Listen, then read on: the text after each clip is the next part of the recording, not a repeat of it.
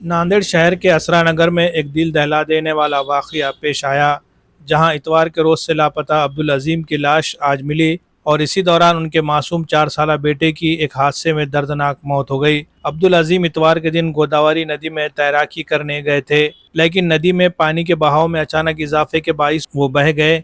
गुज़िश्ता 2 दिनों से उनकी तलाश जारी थी और बिलाखिर आज सुबह 9:30 बजे उनकी लाश तेलंगाना के देवापुर के करीब मिली। लाश मिलने के बाद उनके घर में कोहराम मच गया और अहले खाना गम की शिद्दत में डूब गए। इस दौरान एक और अलमनाक हादसा पेश आया जब अब्दुल अजीम के 4 साला बेटे को उनके वालिद के आखिरी दीदार के लिए ले जाया जा रहा था। रेत से भरी एक टिप्पर गाड़ी ने बच्चे को जोरदार टक्कर मार दी, जिससे वो मौके पर ही दम तोड़ गया। यह हादसा बीएनसी कॉलोनी से रॉयल रोज फंक्शन हॉल जाने वाले रास्ते पर पेश आया।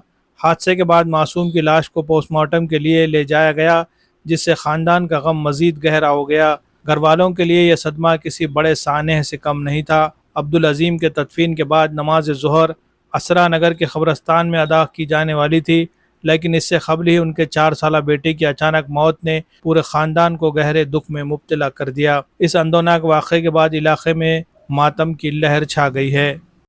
अभी अभी यहाँ पे एक आधा घंटा पहले एक छोटे बच्चे का एक्सीडेंट हुआ। वो बच्चा पैदल जा रहा था और वो बच्चा लेफ्ट साइड से जा रहा था, ड्राइवर भी गाड़ी चला रहा था। बच्चा ड्राइवर ने क्या करा, वो गाड़ी को एकदम लेफ्ट साइड में दबा दिया और वो गाड़ी बच्चे के आंख पे आ गई। बच्चे के हाथ में आलू चिप्स था और बच्चे की उंगली पकड़े वाला एक आदमी था। और ये गाड़ियां है कि नहीं, ये गाड़ियां आने की जगह नहीं है, ये छोटे बड़े गाड़ियां आने की जगह नहीं है, ये छोटे गाड़ी के वास्ते रास्ता है। यहाँ पे इतने बड़े बड़े गाड़ियां आ जा रहे, वो भी आज रेती भी पूरे नांदेड़ जिले के अंदर अभी रेती बना है।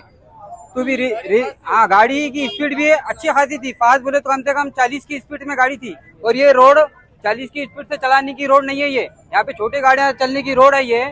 और वो बच्चे के घर में अभी उसके वालिद का देहांत हुआ है और अभी 10 मिनट आधा घंटा पहले वो बच्चे का भी इंतकाल हो गया। अभी अभी फोन आया था हमारे को कि वो बच्चे का भी इंतकाल हो गया बोल के। हमारी पुलिस प्रशासन से ये गुजारिश है और ये रिक्वेस्ट है कि जल्द से जल्द उनके ऊपर कार्रवाई हो और ड्राइवर को अरेस्ट करे। और ये जो रास्ता है ये बड़े गाड़ियां आने का रास्ता नहीं है। और ये आज पूरे नांदेड़ जिले के अंदर रेती पाने और ये रेती की गाड़ी यहाँ पे कैसा आई, पुलिस वाले क्या कर रहे थे, हमको इसका जवाब हो ना। ऐसा नयाबादी में उनके वालिद साहब का इंतकाल वाला अभी पानी नहीं ला रहे कि ये बच्चे का हादसा ऐसा होगा, ये बहुत बड़ी बात है ये कैसा। और ये यहाँ के रेती की गाड़ियाँ बंद होना चाहिए, बस यही हमारी गुजारिश।